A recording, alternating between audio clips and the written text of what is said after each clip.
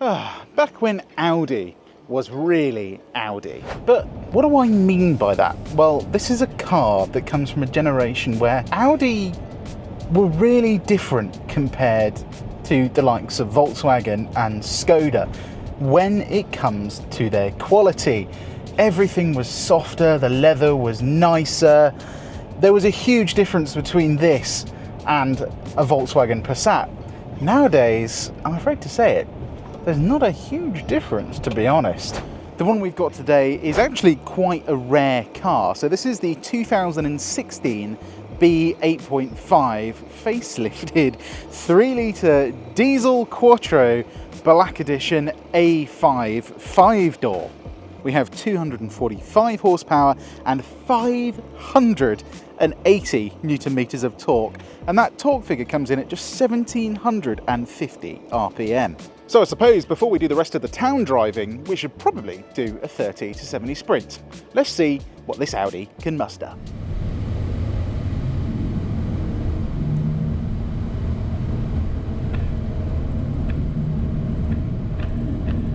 30 to 70 then, we did a respectable time of 5.71 seconds. So you can safely say you're as fast as a Porsche Macan S. Well, the diesel variant at least. One thing that I'm not so happy with though is where this car shifts, where it changes gear. Because it seems to rev way more than it actually needs to. I reckon if the gearbox would change at about 4,000 RPM, this car would actually be a little bit quicker. But nevertheless, it's still a pretty quick car.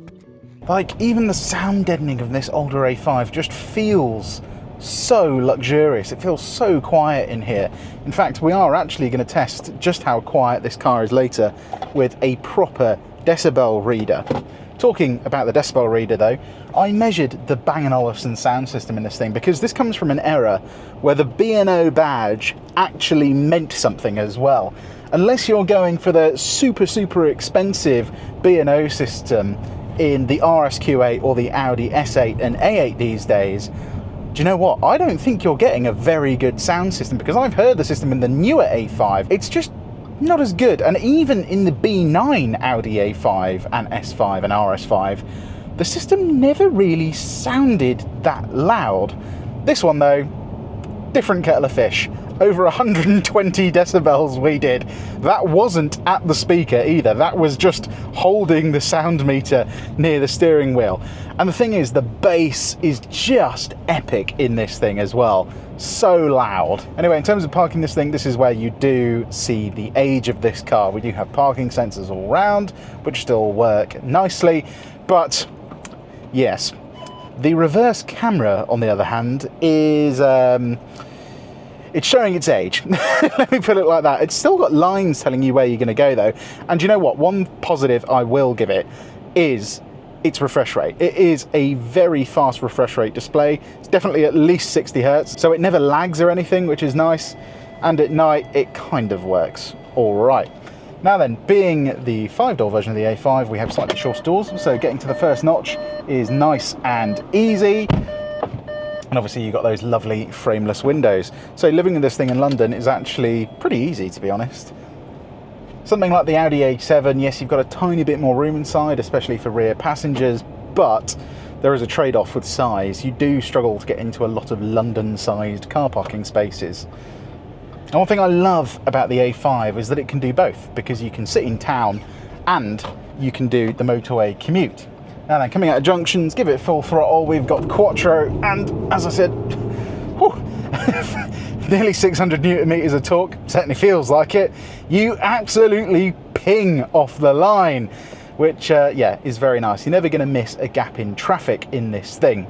And the other thing I love is that S-tronic gearbox. Yes, this is a dual clutch gearbox in this thing, which was quite rare. They used to have a CVT, which, do you know what, was fine. There was nothing necessarily wrong with it, but it just didn't have that kind of sporty feel that a proper dual clutch gearbox has. Now then, another thing we are going to test today is the fuel economy. This is claimed to do 44 miles per gallon on the combined cycle. So let's reset our trip computer now and let's see what we can do. A little bit of driving around town, bit on the motorway, and then of course some sporty driving, because this is a Quattro Audi A5, so it should in theory be quite fun. One thing that I'm loving already though is just the amount of torque this thing has. Like even low down, you just tickle the throttle. It downshifts one gear, only one gear. It's not like a petrol car where you have to go through 3 gears before you get to the power. The power is just always there and accessible. It feels electric in its response. It's one thing I always love about diesels. Now then, before we do the rest of the test, let's just have a quick chat about the interior, because this is back when Audi really did care about every little thing on the interior of their cars. Everything has a purpose. There's no kind of pointless design in this thing. Everything is physical, everything feels nice, everything is knurled, everything is damped. I mean, let's just look at the glove box, right? Look how long that takes to open. Be amazed by the damping of this glove box. It is genuinely impressive. And of course, it's lined with felt. Now, I know newer Audis are as well, but it's like the thickness of the felt, the thickness of the leather, the thickness of the soft touch materials is just thicker. There is more of it. It just feels like a thicker car, like more substantial.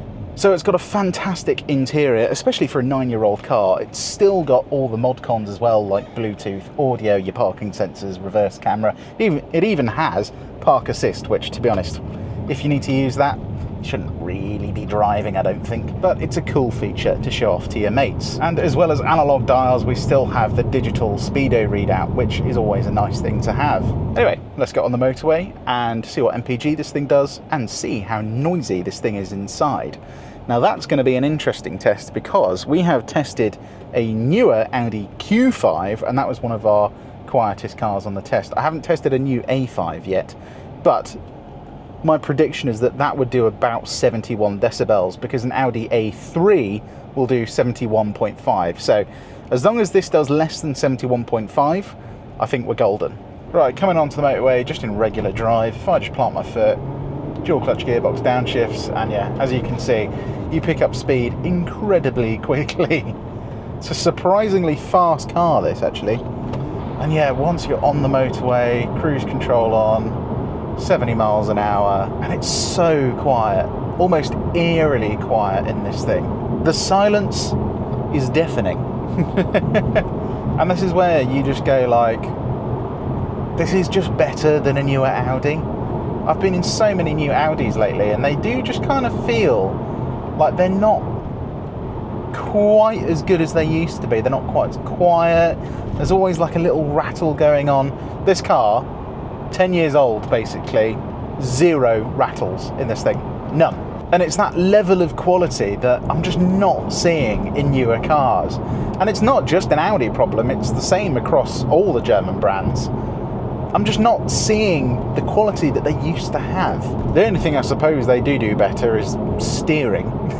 The steering is definitely better in newer Audis. In this one, it's kind of like steering chocolate pudding. But, you know, it's not really about that, is it? It's about munching miles on the Autobahn. This car just feels like it wants to sit at about 120 miles an hour all day long. Anyway, let's see what the results of the MPG test and the decibel test are.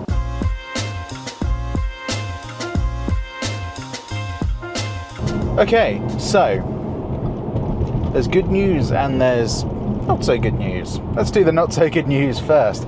We only did about 36 miles per gallon on the combined cycle, which, you know, it's not great, but it's also not terrible.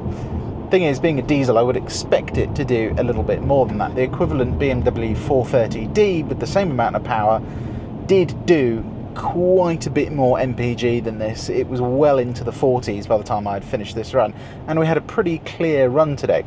I think on a slightly longer journey this would catch up, but it does definitely need a lot more miles before it's actually ready to go. The good news though is that we did 71 decibels on the motorway. 71. That's quieter than an Audi A3 and quieter than a BMW 8 Series. It's quieter than a BMW 8 Series. Did you just hear that? An A5 is quieter inside than BMW's flagship Grand Coupe. This is what I mean. The newer A5 is definitely not as quiet as that. This is just so solid. It's so well damped, and it's just that's just a joy to live with and to drive, an absolute joy to be on the motorway with. Once you get the cruise control on, you really do feel like you are just cocooned in the car. Anyway, now it is time to do our 0 to 60. We know how fast this car is, 30 to 70. Obviously, being a diesel, it's pretty good. But what about the 0 to 60 time? This is a quattro car at the end of the day. Proper Torsen quattro as well. So, in theory, it should be pretty fast. Audi claim that it'll do 0 to 60 in about 5.6 seconds. But we are going to put it to the test in the real world on some real road conditions. So, let's see what she does.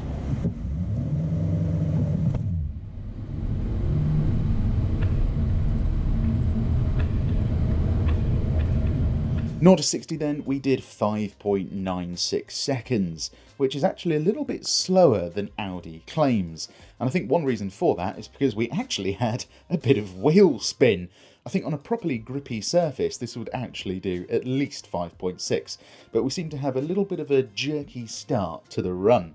Nevertheless, it was still a very quick car. We beat a Golf GTI powered, in brackets, Audi Q5, and we beat an Audi Q750 TDI, which has the slightly more powerful 3-litre diesel engine. So yeah, without the wheel spin, I reckon it would have done about 5.6 seconds. It's the in-gear performance there where this car really shines, because you don't really need to change gear ever. You just kind of put it in third or fourth and plant your foot, then off you go. Just use the torque of the engine. On a B road, again, the damping is just so good. Honestly, it is fantastic. And the brakes, it's one thing I really like about Audi brakes, is they just have this really reassuring bite to them. Will it hit 60 before the corner though? Let's find out. I'm going to change gears myself because I think at 4,000 RPM, yeah, it's definitely quicker. For some reason, a lot of diesels love to just rev cars out, and I don't know why they do, because you end up getting a slower time. Steering is nice, I know where the car's going, there's not a huge amount of feel, but it's fast enough. The chassis is nice, it rotates well under braking and under throttle. I can feel the rear end kind of giving me a little bit of push.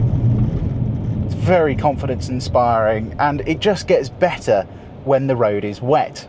And you know what? It just makes me think, why would I buy a new one? The B9 Audi A5 was peak A5, I would say. It had slightly better steering and it still had a lot of the niceties that this car has. But if you're looking at the value proposition of this car, obviously it's a hell of a lot cheaper than a new one. It's still got all the features that you want. Frankly, the sound system is better. It's just as quiet inside. It's still got all the mod cons you would ever need. The damping's good, the brakes are good. Find one that's been looked after. I mean, this car's only done, I think, yeah, 53,000 miles, which is nothing in a diesel's life.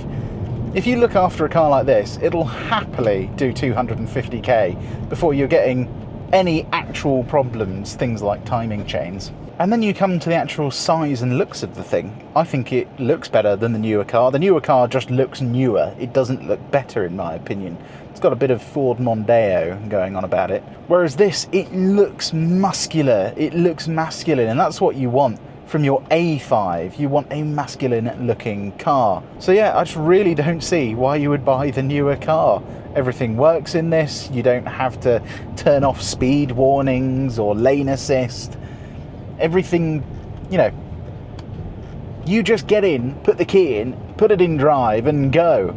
There's nothing else to do.